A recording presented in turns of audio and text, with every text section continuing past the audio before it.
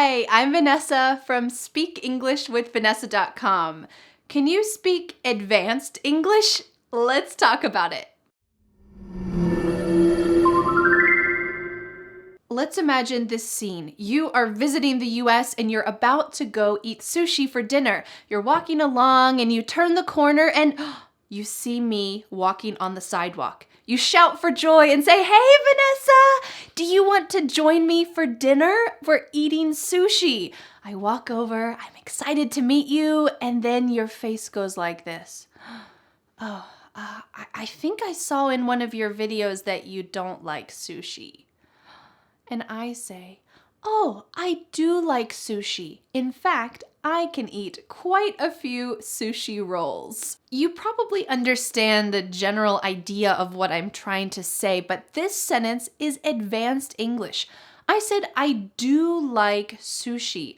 Well, generally in English, we don't put do before like. So why did I say this? Is this a grammatical mistake? And what about this expression, quite a few sushi rolls? Usually few means a little. But why did I say quite a few? Oh, this is an advanced English phrase I would love for you to learn. If you would like to speak advanced English like this and impress me when you meet me on the sidewalk, well, never fear. Today, you are going to learn to speak advanced American English. And like always, to help you never forget what you learn in today's lesson, I have created a free PDF worksheet with all of today's advanced phrases, advanced verbs, advanced sentence structures to help you be able to speak advanced English. You can click on the link in the description to download this free PDF worksheet today. In this lesson, you will see two of my most popular advanced English lessons. So are you ready to level up your English? Let's go. It's a fact that the more vocabulary you know, the more you can understand natural, fast English conversations, and the more that you can express yourself. So today, I'd like to help you learn 10 essential advanced English expressions. These aren't specifically for business situations, but you could use them then. These aren't really just slang expressions, but you could use them in casual situations too. These are phrases for daily life. They're phrases that I use all the time, and I have a feeling that you're going to hear them all the time, and hopefully now you're going to be able to use them yourself. During today's lesson, try to say the sample sentences out loud with me. This is a great chance to practice your pronunciation muscles, listen to your own voice speaking and using great English grammar and vocabulary, and it's a good way to help you remember what you're learning. All right, let's start with the first expression. To take something seriously. Usually we use the word take, this verb, when we're grabbing something or when we're getting something. But instead, this expression uses take in a figurative sense. This means you're accepting something sincerely. We often use this in a negative sense. For example, let's look at this sentence. When the teenager told her mom, "I hate you," her mom didn't take it seriously. This is a negative situation. Didn't take it seriously. What is it? Are we using it to talk about her daughter? No, we're talking about her daughter's words. So the mom is not feeling like this is a sincere statement from her daughter. Because her daughter is a teenager, maybe she's going through some hard times. So the mom is not going to get upset when her daughter says, "I hate you." She's not going to take those words seriously. Or you might say, "I wish I had taken school seriously." Take school seriously means to study hard, to be sincere in your efforts. I wish I had taken school seriously, but I still graduated even though I didn't learn as much as I could have. I wish I had taken school seriously. Let's go to the next expression. On top of. Are we talking about physical placement here? No. Instead, take a look at this sentence and try to guess what you think it means. My dog ripped my school books, and on top of that, he ate my homework. Oh.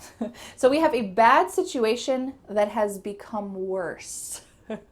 So my dog ripped my school books. This is already a bad situation. But then on top of that, he ate my homework. So we can use this wonderful expression on top of, just like we would in addition to. Usually it shows some kind of surprise. Like, on top of that, he ate my homework. I can't believe it. I'm surprised. In addition to what he already did, he ate my homework. Or you might say, this vocabulary lesson is great. On top of that, it's free. So you could say, in addition to that, it's free. That's fine. But when you say on top of that, you're implying that you're kind of surprised. I can't believe that Vanessa is giving us this lesson for free. On top of that, it's free. Wonderful. Quite a few. If I said I ate quite a few cookies, do you think this means a few, a little, or a lot? This expression can be a little bit tricky because even though it uses a few, which usually means a small amount, this expression really means a lot. The word a few means a little, but when we add quite, we're making this an indirect way to say a lot. Quite a few cookies.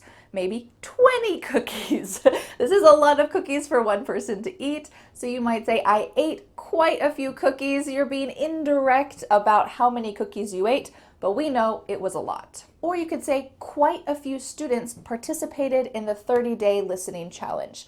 This means a lot of students participated in the 30-day listening challenge.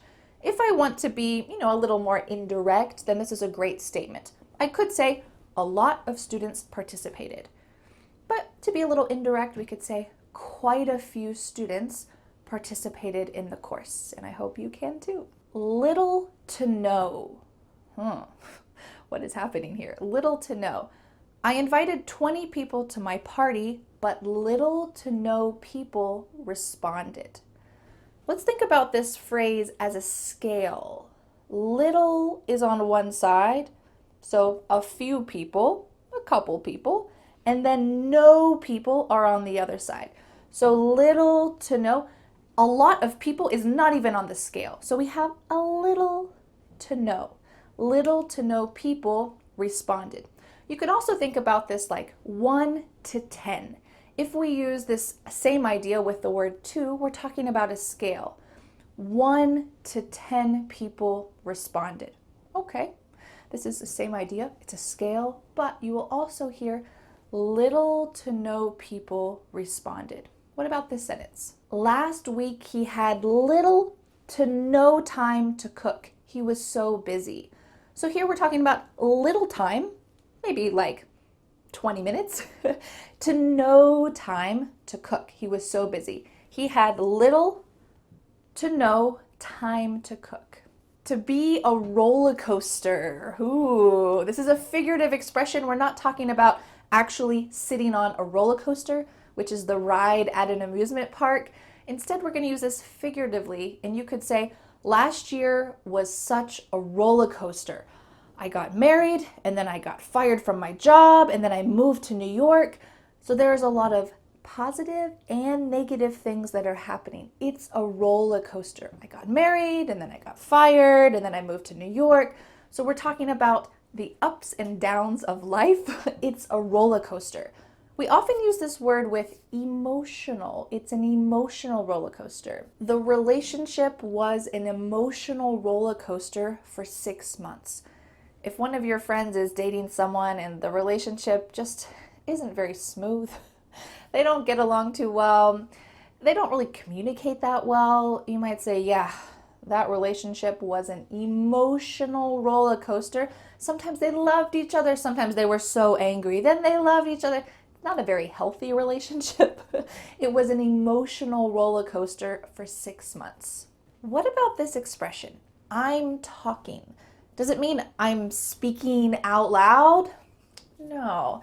Instead, this is often used to give more information about a specific point. It's kind of a casual expression. So let's imagine this situation. You're sitting in a classroom and the teacher says, this semester, we will be studying historical figures. I'm talking Winston Churchill, Genghis Khan, Aristotle. She's giving more information about who are historical figures. So she could have just said, we will be studying historical figures. Okay, but she wanted to give more clarification about this point, historical figures. So she said, I'm talking Genghis Khan, Winston Churchill, Aristotle. This is a wide spectrum of people. So that's why she used this expression, I'm talking. Let's look at another example. The restaurant was so fancy. I'm talking suit and tie, a local weekly menu, a live cello player. Oh, you're giving more clarification about fancy. What does fancy mean? What is a fancy restaurant? Oh, well, you're going to give us some more details about this point. You're going to talk about a suit and tie. Maybe you had to wear a suit and tie. Maybe the servers wore suit and ties. There's a local weekly menu that changes every week. And there was a live cello player. That's pretty fancy if you ask me. So you're clarifying. I'm talking this, this, and this. Great. The next expression is at all. At all. This means completely, and it is only used in negative situations.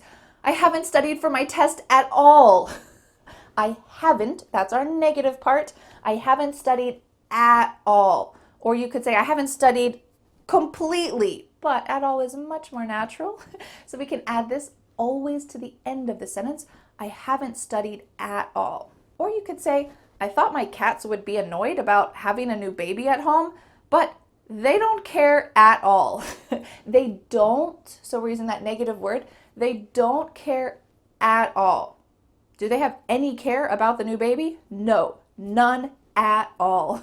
Notice how this is always used at the end of the sentence. 6 figures. Are we talking about 6 people? No. What if I said this sentence? He wants to be a doctor because he wants a 6-figure salary. Oh, what can you guess? What do you think that this expression means? 6-figure salary. Well, we're talking about numbers that have 6 figures. So this means $100,000 and up. 100,000, 200,000, 300,000. When you're a doctor, at least in the US, usually you make a lot of money, so you have a 6-figure salary. The term 6-figure just denotes money above 100,000. Or you could say they earned 6 figures last year. That talks about how much money they made. I had a student in the 30-day listening challenge ask, can you say 5 figures? For example, I have a 5-figure salary. He makes 5 figures. Not really. We really only use this with 6 figures. And I think it's just because 5 figures could be $10,000, which in the US is not a high salary, or it could be $90,000, which is a lot of money. So it doesn't really have the same implication. But when you say 6 figures, this is always a lot of money. So even if you make 100,000 compared to 900,000, it's still a lot of money. So we only use this when we're talking about 6 figures in a salary. To go through something. We're not talking about going through a tunnel. Instead, this is a figurative phrasal verb expression, and it's talking about experiencing a lot of negative things, a lot of negative experiences. You might say, last month I went through a lot. My grandmother was in the hospital, my car broke down, and I had a terrible cold. So you experienced a lot of negative things. I went through a lot. You can use this in a more vague situation. You could just say, you're going through a lot right now. Please take care of yourself. You're going through a lot. You can use it to talk about your friend. Let's say that you're having a dinner party and your friend doesn't come, and someone says, hey, why didn't he come? You might say, he's going through a lot right now. He needs some quiet time by himself. He's going through a lot. And this implies he's having a lot of difficult experiences right now. So let's take it easy. Our final expression is to make it. Does this mean create something, to make something? No. Instead, to make it means to be successful. You might say, he's moving to LA to become a movie star. I hope he makes it. You can substitute in this sentence and say, I hope he's successful. I hope he makes it. And it here is just his goal. I hope he makes it. But we always keep this expression together, makes it. Or we could talk about being successful in a kind of more vague way. You might say, he drove to the concert through the rain, the snow, the hail, and finally he made it. He was successfully at his destination. He successfully arrived at his destination, the concert. He made it. So it implies struggle, but he was successful in the end. This isn't talking about his career, like going to LA, becoming a movie star. You made it. No, instead, he just successfully arrived at his destination. Whew, after all of that rain, snow, hail, I made it. Great. Excellent work with these 10 new phrases. You opened your mind to these new phrases, so I hope that you'll be able to hear them all around you now. Today, your mind is about to expand, maybe even explode. You might think that you know how to use these 3 simple verbs, but do you really know how to use them? Sometimes English learners think that to speak advanced English, you need to use advanced verbs, but that's not always the case. Sometimes you need to use simple verbs in an advanced way. Are you curious? Good. Today I'm going to help you use tell, do, and bet in a more advanced, natural way. Are you ready to get started with the first one? Let's start with the verb tell. The first meaning of the word tell you probably know. I'm going to tell you a secret. Do you know what she told me yesterday? This just means simply to talk, but this is the simple way to use tell. Let's take it to the next level. Let's take a look at this sentence. I couldn't tell if he was a boy or a girl. Does this mean I couldn't talk about if he was a boy or a girl? No, we're using tell in an advanced way here. This means I didn't know if he was a boy or a girl. I couldn't tell.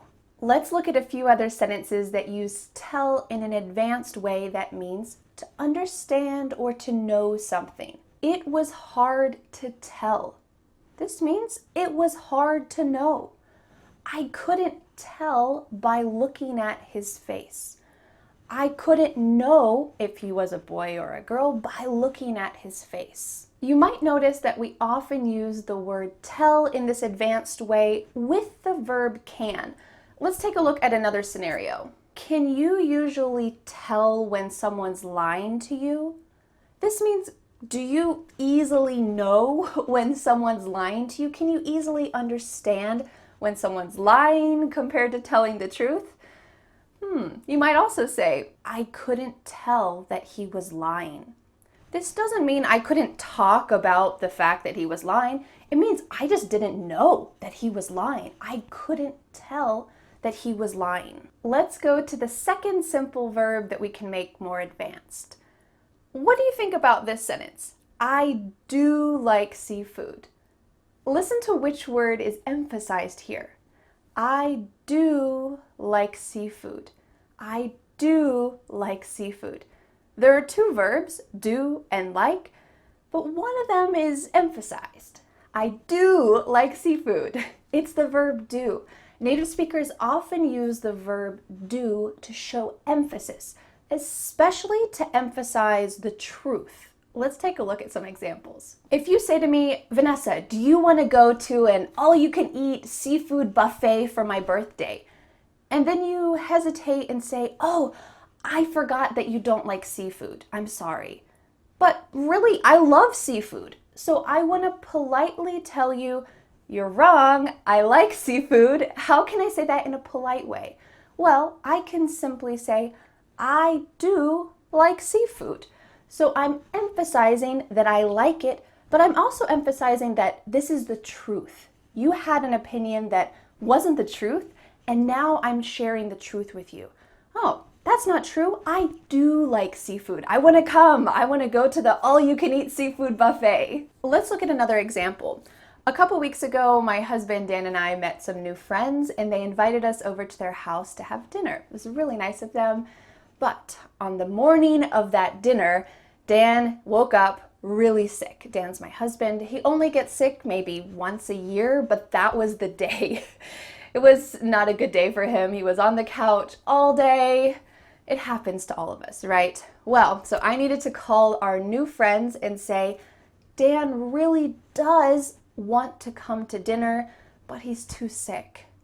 I wanted to emphasize that he does want to come. He wants to come to your house, but he's too sick. I ended up going to the dinner by myself, and it was a lovely time, but it was a sad time for Dan because he was just at home on the couch.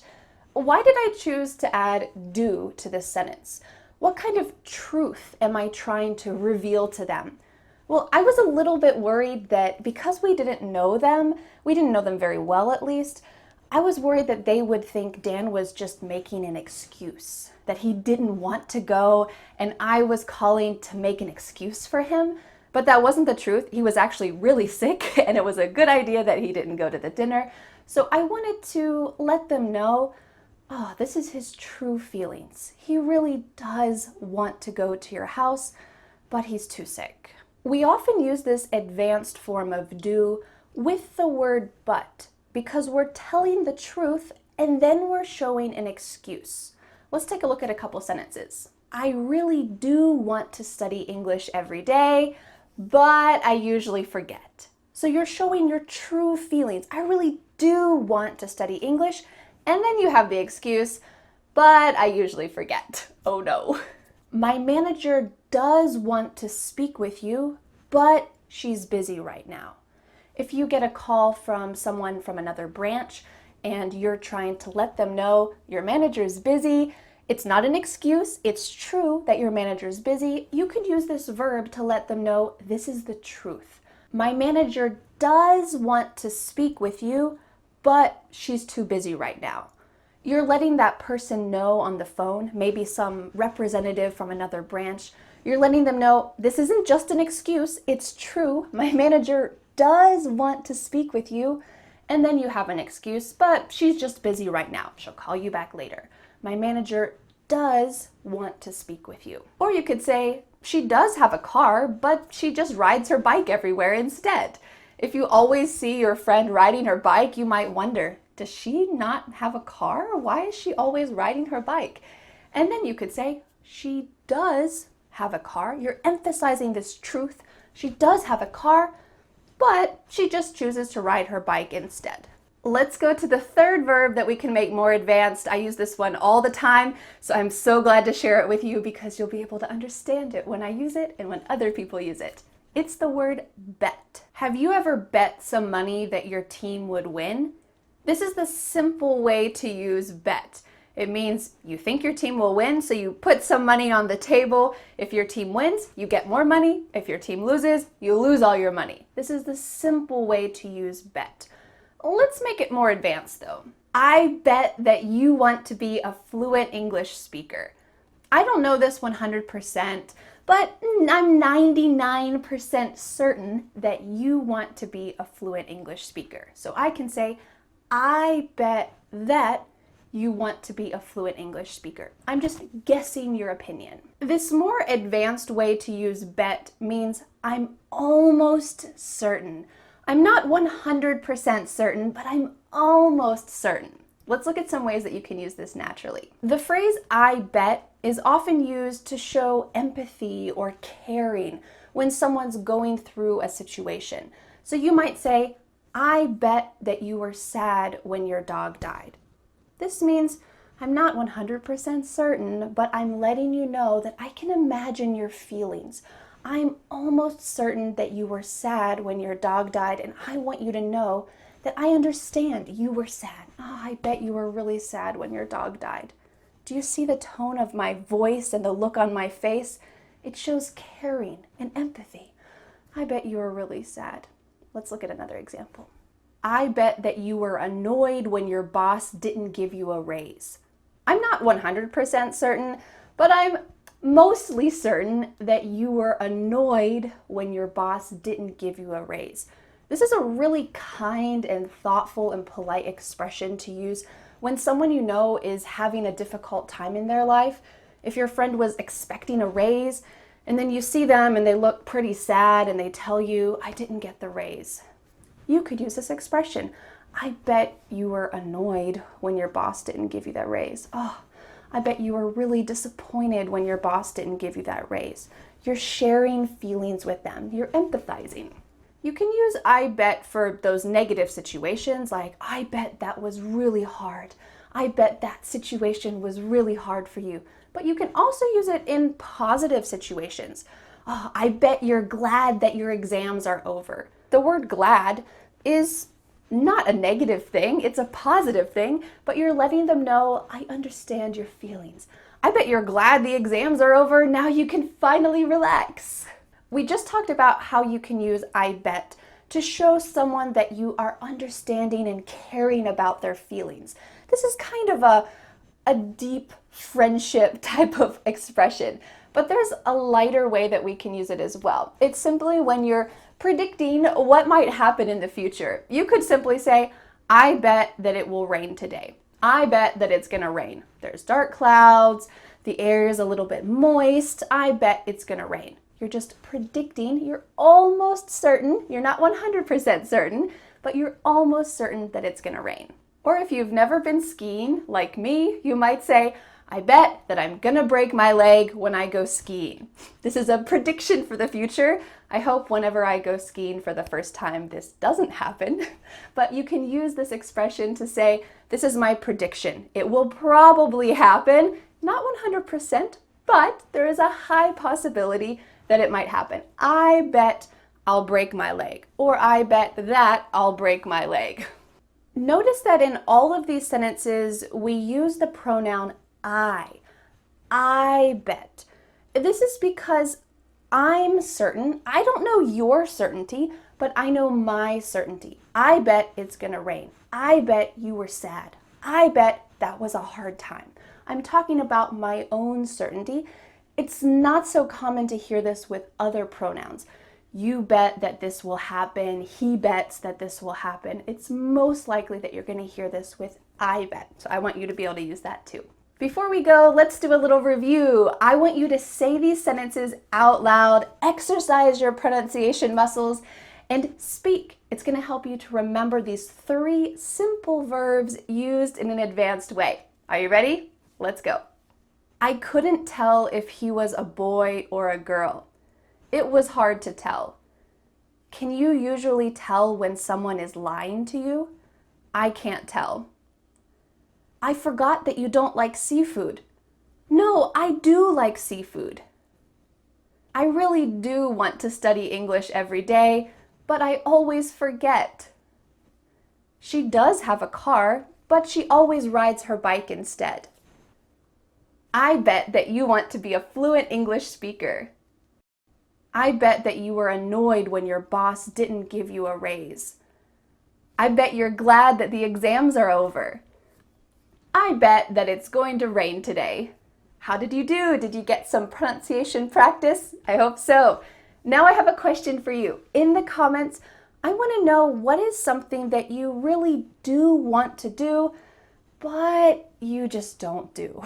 For example, you might say, I really do want to go to bed earlier, but the night just passes so quickly and before I know it, it's 2 a.m. Or I really do want to see my parents more, but I'm just too busy. Let me know in the comments, what is something that you really do want to do, but you just don't do?